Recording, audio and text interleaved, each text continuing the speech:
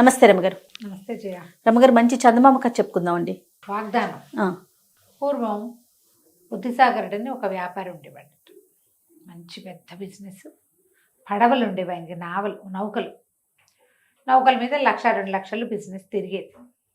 ఒకసారి ఏమైందట, కోస్తా ప్రాంతానికి పంపించాడు. మన వైపు అనమాట. కోస్తా అంటే అదే కదా. అయితే వెళ్ళిన పడవలు మాయమైపోయింది. పోయినాయో కొల్లగొట్టపడ్డాయో వెనక్కి తిరిగి రాల. జనరల్గా ఈ వ్యాపారాలు చేసే వాళ్ళు ఏంటంటే ఇంట్లో ఏదో కొద్దిగా ఉంచుకొని మొత్తం అంతా బిజినెస్ మీదే పెడతారు. ఇక్కడ భూములు ఆస్తులు అలా ఉంచుకోరు. ఇతను ఉంచుకోలే పాపం. అయితే ఈ పడవలు రాల. ఒక నది తీరానికి రోజు వెళ్ళి అక్కడ చూసుకునేవాడు. చూడగా ఎన్నాళ్ళు గడిచినా రాలేదు. ఇంటి దగ్గర ఉన్న డబ్బు దాదాపుగా అయిపోవచ్చింది. చాలా దుఃఖంలో ఉన్నాడు. 2-3 వార్తలు కూడా వచ్చినాయి. కోస్తా దగ్గర కొన్ని పడవలు మునిగిపోయినాయి అని. అందులో కొన్నిట్లలో తనది కూడా ఉండుండొచ్చు. తనవి కూడా. చాలా దుఃఖంతో ఏం చేయాలో తెలియక నదీ తీరంలో కూర్చున్నాడు. అయితే అతనికి ఒక మరుగుజ్జువాడు కనపడ్డాడు నీళ్ళలోంచి వస్తూ. ఏమిటో దిగాలుగా ఉన్నావు అని అడిగాడు. ఏం చేయను బాబు, అంతా సంపద కొట్టుకుపోయింది, ఏమీ లేదంటే, సరే ఇతను అన్నాడు, సరే నీ జీవితాన్ని మారుస్తాను నేను, నీకు సంపద దొరికేలా చేస్తా, ఒక్క షరతు మీద అన్నట్ట మరుగుజ్జతను. నేను ఒప్పుకున్నాడు. ఏదో షరతు పెట్టాను. నువ్వు ఇప్పుడు ఇంటికి వెళ్ళంగానే నీకు మొదట ఎవరు ఎదురవుతారో, ఏది ఎదురవుతుందో అది నాకు ఇచ్చేయాలి. ఇప్పుడే అక్కర్లా, 12 ఏళ్ల పాటు నీ దగ్గర ఉంచుకో, 12 సంవత్సరాల తర్వాత అది నాకు ఇవ్వాలి, నేను వచ్చి తీసుకుంటా అంటే సరేనన్నాడు. ఈ మరుగుజ్జతను ఈయన కలిసి ఇంటికి వెళ్ళారు. ఇంటికి వెళ్తే ఈయన ఏమంటున్నాడంటే, రోజు ఆయన ఇంటికి వెళ్ళంగానే ఇంట్లో నుంచి పెంపుడు కుక్క పరిగెత్తుకుంటూ వస్తుంది. కుక్కని చేస్తే సరిపోతుంది కదా అంతేగా అనుకున్నాడు. కానీ ఏమైంది, ఆ రోజు ఈయనకి రత్నాకరుడు అని 4 ఏళ్ల పిల్లాడు ఉన్నాడు. ముద్దులు మూట కట్టేవాడు. వాడు ఎప్పటి నుంచో వాళ్ళ నాన్న కోసం వెయిట్ చేస్తున్నాడు. ఈయన వెళ్ళంగానే వాడు ఎదురొచ్చాడు. వెళ్ళిపోయాడు. పిల్లాడిని ఇచ్చేయద్దు. మరుగుజ్జు వాడు ఎదురొచ్చిన వ్యవహారాన్ని చూసుకుని 12 ఏళ్ల తర్వాత మళ్ళీ వస్తానని వెళ్ళిపోయాడు. ఏం చేయాలో తెలియలే. 4 ఏళ్ల వాడు 12 ఏళ్ళ, ఇప్పుడు 16 ఏళ్ళు వస్తాయి. సరే చూద్దాం ఆనాటికి అని చెప్పి ఊరుకున్నాడు. ఆ మర్నాడు వాళ్ళకి ఏదో చిన్న కుంట ఉంది, పొలం. కొద్దిగా పొలం దున్నుతుంటే ఒక బిందె దొరికింది. దాని నిండా డబ్బు ఉంది. మరుగుజ్జువాడు చెప్పాడు కదా నేను బాగు చేస్తానని. ఆయన ఆ బిందె తెచ్చుకున్నాడు.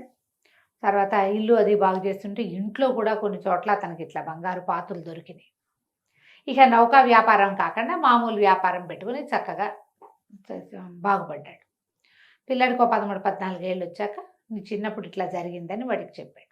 చెప్తే వాడన్నాడు, కుర్రాడు, దాన్ని ఏముంది నాన్న, అదో పెద్ద కష్టం కాదు, ఏం పర్వాలా, వాడి మరుగుజ్జు అంటే ఎంత ఉంటాడు, భూమికి జాండు ఉంటాడు, నేను ఇంత ఎత్తున్నాను, 2 దెబ్బలు కొడితే వాడైపోతాడు అన్నాడు కుర్రాడు. తండ్రి వాగ్దానం చేశాడు. వీడు ఏం చేస్తాడు, వాగ్దాన బంధానికి ఏమంటారు, వాగ్దాన భంగానికి తండ్రిని ఎంకరేజ్ చేశాడు. సరే ఇంట్లో ఉన్నారు. వీడికి 16 ఏళ్ళు నిండిపోయింది. ఒకరోజు ఆ మరుగుజ్జతను వచ్చాడు. వచ్చేసరికల్లా కుర్రాడు ఏం చేశాడు, తండ్రి తను ఒక చిన్న మన ఇది వృత్తం లాంటిది గీసుకుని, ఏమంటారు మన ఒక బ్రహ్మగారి చేత మంత్రిపించి మంత్రపు అక్షింతలంతా చల్లుకుని కూర్చున్నాడు. వస్తే నేను కొడతానులే నాన్న, ఏం పర్వాలేదన్నాడు.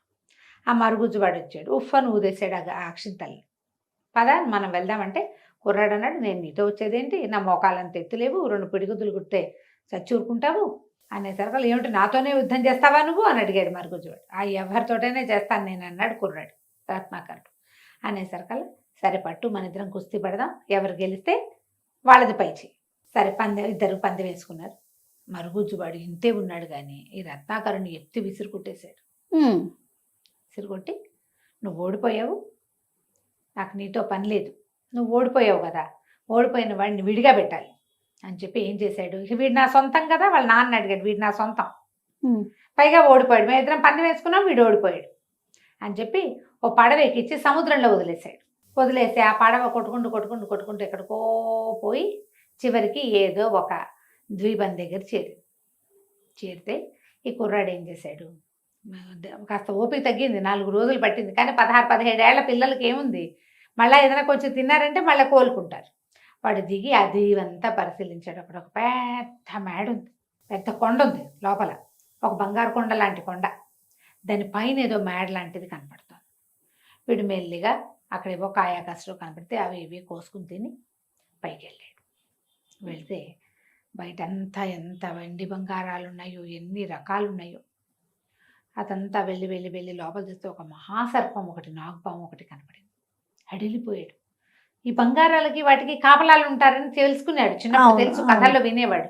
ఈ పామే కాపలా ఉందనుకుని పరిగెత్తుకుంటూ వచ్చేపోయాడు. వచ్చేపోతే ఆ పాము మానవ భాషలో కేకేసింది, వెళ్ళిపోవద్దు వెళ్ళిపోవద్దు, నాకు సహాయం చెయ్యి, నేను ఒక దేవకన్యని, కొంతమంది మరుగుజ్జు రాక్షసులు మా నాన్న వాళ్ళతో యుద్ధం చేసి నన్ను పట్టుకొచ్చేశారు, నాకేదో శాపం కూడా పెట్టారు, నేను వాళ్ళ మాట వినలేదని, అందుకని నేను ఇక్కడ ఇలా ఉండిపోయాను, నువ్వు ఇక్కడే పడుకో, నా కోసం ప్రాణం వదిలిపెడితేనే ఇది నేను నా శాపం పోతుంది.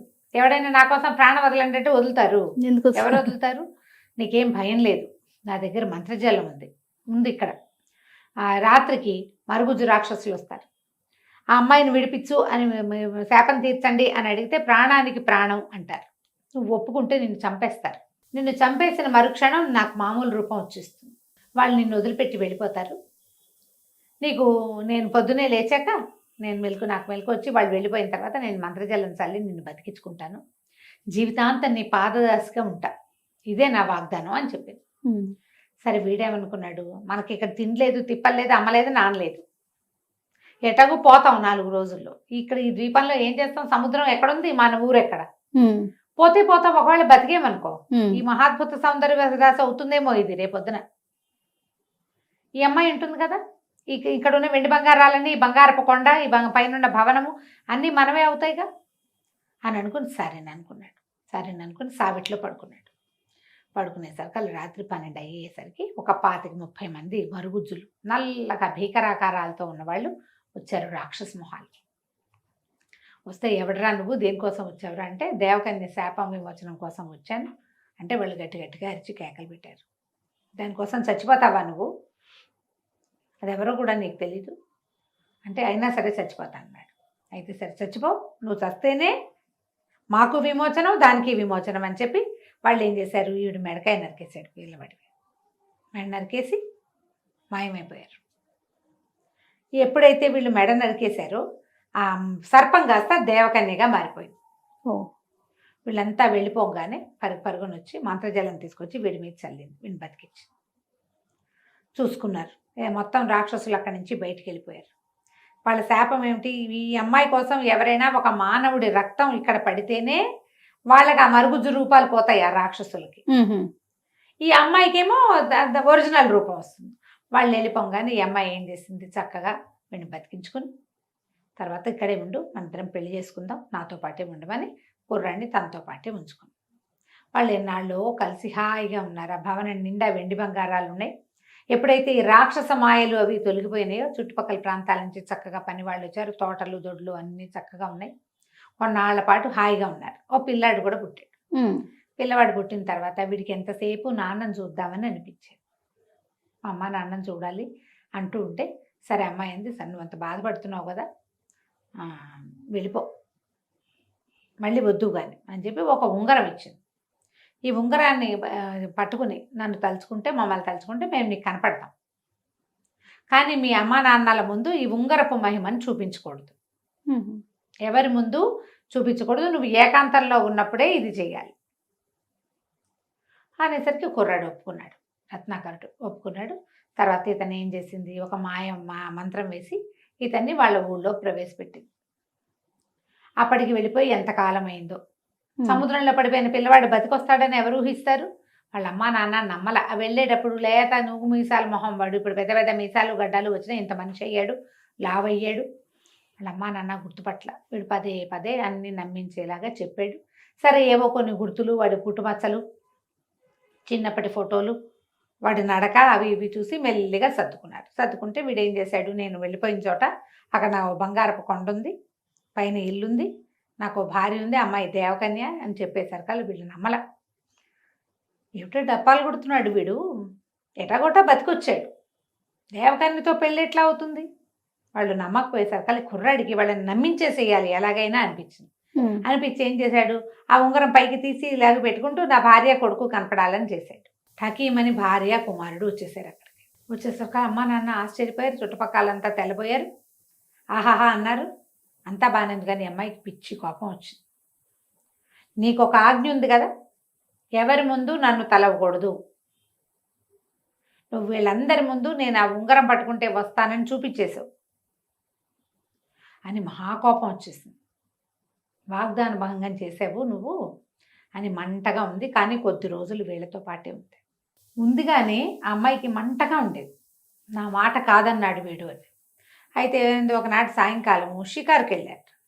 షికారుకి వెళ్తే ఒక నది ఒడ్డున బోళ్ళంత చిన్న తోట, తర్వాత బోళ్ళని పువ్వుల చెట్లు అవి ఇవి ఉంటే ఒక చిన్న పొదరింట్లో కాసేపు విశ్రమిస్తే అబ్బాయి ఏం చేశాడు, ఇతను చెయ్యి మామూలుగా ఏ చేతికి ఉంగరం పెట్టుకుంటాడో ఆ చెయ్యి తల కింద పెట్టుకుని పడుకునే అలవాటు అతనికి. దిండు గిండు ఏం లేదు కదా, ఇలా పొదరింట్లో పడుకున్నప్పుడు రెండో పక్కకి ఒత్తిగిలి పడుకుని ఈ చెయ్యి వదిలేశాడు. ఈ అమ్మాయి ఏం చేసింది, వాడు నిద్రపోవటం చూసి ఉంగరం తీసేసి కొడుకుతో సహా మాయమైపోయింది. అంటే ఈసారి అతనికి ఉంగరం లేదు కాబట్టి తనని తెప్పించలేదు. ఇప్పుడు భర్తను పోగొట్టుకోవడానికి కూడా రెడీ అవుతారు ఆడవాళ్ళు. ఇట్లా మాయమైపోయింది. లేదు చూసుకుంటే ఇంకేముంది, ఉంగరం, భార్య లేదు, కొడుకు లేడు, ఉంగరము లేదు. దాంతో ఇతను చాలా బాధపడ్డాడు. ఏం చేయాలో తెలియలేదు. అక్కడక్కడక్కడే తిరుగుతూ ఉండేవాడు. వాళ్ళ నాన్నకు చెప్పాడు, నేను వెళ్ళి నా భార్యని కొడుకుని తెచ్చుకుంటా. అయితే ఈ బంగారు కొండ ఎక్కడుంది, అది కొంచెం డౌట్ కదా. అక్కడి నుంచి ఒక సముద్రంలో ఒక పడ వేసుకుని బయలుదేరి ఇతను రకరకాల ద్వీపాలు ప్రయత్నం చేసి చివరికి ఏదో ఒక ద్వీపాన్ని చేరితే ఆ ద్వీపంలో కూడా ఒక కొండ ఉంది. ఈ కొండ నుంచి ఆ కొండకి వెళ్ళేందుకు మార్గం ఏదైనా ఉంటుందేమోనని ద్వీపంలో దిగాడు. అయితే అక్కడ ఉన్న కొండ మొదట్లో ఓ ముగ్గురు భూతాలు లాంటి వాళ్ళు వాదించుకుంటున్నారు. ఇతను అక్కడికి వెళ్ళి చూసుకున్నాడు. ఏం చేస్తున్నారంటే వాళ్ళ దగ్గర ఒక 3 వస్తువులు ఉన్నాయి. వాళ్ళేమో 2 ఉన్నారు. ఒకటి మెళ్ళో వేసుకునే దండ, ఒక ముత్యాల దండ లాంటిది. ఆ దండ ఉంటే ఎవరికి కనపడరు. అక్కడి నుంచి ఒక జత పావు కోళ్ళు, అవి వేసుకుంటే ఎక్కడికి కావాలంటే అక్కడికి వెళ్ళిపోతారు. అక్కడి నుంచి ఒక కత్తి, ఎవరినైనా చంపేయగలరు దాంతో, ఎలాంటి వాడితోటైనా యుద్ధం చేయగలరు. సరే ఇతను అన్నాడు, నువ్వు మనిషివి కదా, వాళ్ళే అడిగారు, నువ్వు మనిషివి, నీకు బోళ్ళని తెలివితేటలుంటే ఇవి మాకు పంచిపెట్టాను. ఎన్ని సినిమాల్లో వాడారో దీన్ని పంచిపెట్టమంటే ఇతను అన్నాడు, అసలు వీటికి మీరు ఏదో పవర్స్ ఉన్నాయని చెప్తున్నారు, ఆ శక్తులు ఉన్నాయి లేదో నన్ను చూడనివ్వండి, ఏదో ఆ కత్తి నా చేతికి ఇవ్వండి. కత్తి గాల్లో ఇట్లా అన్నాడు. మెరుపులు వస్తున్నాయి దాంట్లోంచి. ఈ పావు కోళ్ళు వేసుకో, అక్కడ కావాలంటే అక్కడికి వెళ్తావు, ఇక్కడ కావాలంటే ఇక్కడికి వెళ్తావు అని పావు కోళ్ళు ఇచ్చారు. కాళ్ళకి తగిలించుకున్నాడు. అక్కడి నుంచి ముత్యాల దండ మెళ్ళో వేశారు. నువ్వు ఇప్పుడు మాకు కనిపించట్లేదు, నువ్వు ఎక్కడున్నావు, ఎక్కడికో చోటకి వెళ్ళు, మేము పట్టుకోగలమో లేదో చూస్తామంటే ఇతను ఏం చేశాడు, ముందు కాసేపు ఆ చెట్టు కింద ఈ చెట్టు కింద ఉండి తర్వాత తట్టింది, తన భార్య దగ్గరికి వెళ్ళడానికి ఇది పనికొస్తుంది అని వాళ్ళని అక్కడే వదిలిపెట్టేసి ఆ ముత్యాల దండ మెళ్ళో వేసుకుని ఆ కత్తి చేతితో పుచ్చుకుని ఆ పావు కోళ్ళు వేసుకుని ఇతను బంగారపు కొండకు వెళ్ళాలని మొదలుపెట్టుకున్నాడు. ఇక అక్కడి నుంచి చాలా సులువుగా వెళ్ళిపోయాడు. అది ఎక్కడికి కావాలంటే అక్కడికి తీసుకెళ్ళిపోతాయి. ఆ బంగారపు కొండకి చేరితే ఆ పెద్ద భవనం కదా వాళ్ళది, కొండ భవనము. ఆ కోట బయట బోళ్ళంత మంది వాద్యగాళ్ళు వాళ్ళు ఉన్నారు. ఏదో పెళ్లి హడావిడిలాగా ఉంది. ఏం జరుగుతుందంటే, ఇగో దేవకన్య ఉంది కదా, ఆవిడ స్వయంవరం చేసుకుంటుందని చెప్పారు. వీడి భార్య స్వయంవరం, మరి ఇప్పుడు భర్త లేడు, స్వయంవరం సాటించుకుంది ఆవిడ. బోళ్ళంతమంది దేవతాగణం వాళ్ళు వీళ్ళు వచ్చున్నారు. ఇతను ఏం చేశాడు, మెళ్ళో ఆ ముత్యాల దండంలో తోటి ఉన్నాడు కదా, లోపలికి వెళ్ళిపోయాడు. వెళ్ళి చూస్తే బోళ్ళంతమంది దేవగణం వచ్చి ఉన్నారు అక్కడ, దేవతలు ఈ అమ్మాయిని పెళ్లి చేసుకోవడం కోసం. తనకి ఏం చేయాలో తెలియలేదు. సరే ఒక ఆలోచన చేసి ఆ అమ్మాయి ఏవో రకరకాల విందులు అవి చేస్తున్నారు. ఈ రాజకుమారి దేవకన్య కూడా ఒక కుర్చీ వేసుకుని అప్పుడు కూర్చుంది భోజనాన్ని. ఈ అమ్మాయి ఒక ముద్ద తీసుకోబోతుంటే కింద పళ్ళెం లాగేస్తున్నాడు అతను. ఒక ముద్ద తీసుకుని పైకి, పళ్ళెం దూరంగా వెళ్ళిపోయింది. చూసుకుంది, ఇదేమిటి నేను ఇక్కడే తింటాను, పళ్ళెం అక్కడ ఎందుకుందని పళ్ళెం దగ్గరికి లాక్కుంది. మళ్ళీ ఈ అమ్మాయి ముద్ద పైకి దిగానే పళ్ళెం లాగేశాడు. అతను ముత్యాల దండ ఉంది కదా, అతను కనిపించడు. అమ్మాయికి అర్థం కాలేదు, నాకే చాలా మాయలు వచ్చు, నన్ను మించిన మాయ ఏదో ఇక్కడ నడుస్తోంది. ఆ ముత్యాల దండ ఇంకా పెద్ద బలమైనది అనమాట, వీళ్ళ మాయల కంటే ఎక్కువ బలమైనది. ఇదేమిటి ఇట్లా అయింది, ఎందుకు ఇలా అవుతుంది అని ఆశ్చర్యపోదు. లేచి నిలబడగానే అమ్మాయి కూర్చుని కుర్చీ కూడా జరిపేస్తాడు. రకరకాల మాయలు నడుస్తుండేసరికల్లా అమ్మాయి చాలా ఖిన్నవదనంతో అయిపోతుంది, ఏదో జరుగుతోంది అని. అప్పుడు ఇతను ఏం చేశాడంటే తన మెడలో ఉన్న దండ తీసి కనపడ్డాడు.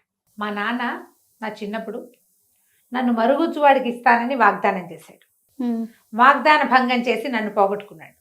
ఓకే, నేను ఆ ఉంగరం పెట్టుకుని ఎవరి ముందు నిన్ను తలవను అని నీకు వాగ్దానం చేసి పొరపాటున ఆ వాగ్దాన భంగం చేసి నిన్ను పోగొట్టుకున్నా. నువ్వు నీ రూపాన్ని మారిస్తే, రూపం మార్చుకునేందుకు నీకు అవకాశం ఇచ్చి ప్రాణత్యాగం చేస్తే నాకు పాదదాసిగా ఉంటానని చెప్పావు. నువ్వేం పోగొట్టుకుంటావో ఈ వాగ్దాన భంగం చేసి. మేమిద్దరం వాగ్దాన భంగం చేసి ఈ పరిస్థితి వచ్చింది మాకు.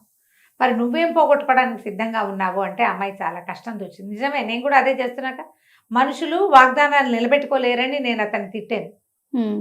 నేను చేసేది కూడా అదేగా. ఏం చెప్పింది అమ్మాయి? నన్ను రక్షించు, నా కోసం నీ ప్రాణం ఇవ్వు, నీకు పాదదాసిగా ఉంటా, నువ్వు బతికున్నంత కాలం అని చెప్పింది. వీడు బతికే ఉండగా నేను ఇంకోటి పెళ్లి చేసుకుంటే వీడికి పాదదాసిగా నేను ఎట్లా ఉంటాను? ఆ అమ్మాయి నిశ్శబ్దంగా ఈ పెళ్లి క్యాన్సిల్ చేసుకుంది. నాది పొరపాటు, కోపంతో నేను ఈ పని చేయబోయాను. మీ నాన్న లోభంతో వాగ్దాన భంగం చేశాడు, కుమారుడు పిచ్చితోటి. నువ్వేమో నిన్ను నమ్మించాలన్న పిచ్చితోటి చేసావు, నేనేమో నా మాట వినలేదన్న పిచ్చితోటి వాగ్దాన భంగం చేస్తున్నాను. కాబట్టి నేను వాగ్దాన భంగం చేయను, నీ పాదదశగానే ఉంటా. నువ్వు మనిషిగా ఎంతకాలం జీవించి ఉంటే అంతకాలము నీతో ఉంటా. ఎందుకంటే అమ్మాయి అలాగే యంగ్గా ఉంటుంది, నేను ముసలాడైపోతాడు క్రమంగా. పెళ్లి క్యాన్సిల్ చేసుకుంది. మళ్ళీ భర్తతో పిల్లవాడితోటి ఉండటం మొదలుపెట్టింది. అప్పుడప్పుడు పెళ్లి కింద భూలోకంలో కూడా వెళ్ళి, అదే ఆ సముద్రాల అవతల ఉన్న వాళ్ళ ఊరికి కూడా వెళ్ళి వాళ్ళ అమ్మా నాన్నను కూడా చూసి వచ్చేవాళ్ళు. కథకంచికి మనం ఇంటికి. నమస్తే అండి. నమస్తే జయ. సుమన్ టీవీలో మీ పర్సనల్ అండ్ బిజినెస్ ప్రమోషన్స్ కోసం కింది నెంబర్కి కాంటాక్ట్ చేయండి.